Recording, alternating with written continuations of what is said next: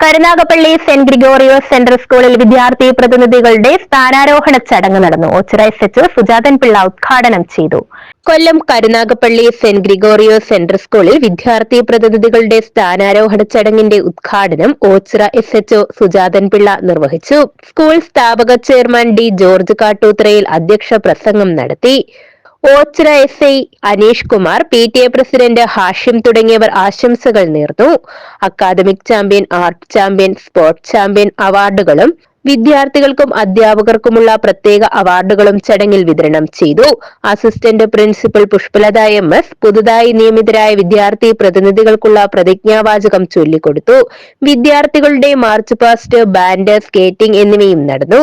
ആദിലക്ഷ്മി സുരേഷ് സ്വാഗതവും അനകാനൂപ് നന്ദിയും രേഖപ്പെടുത്തി.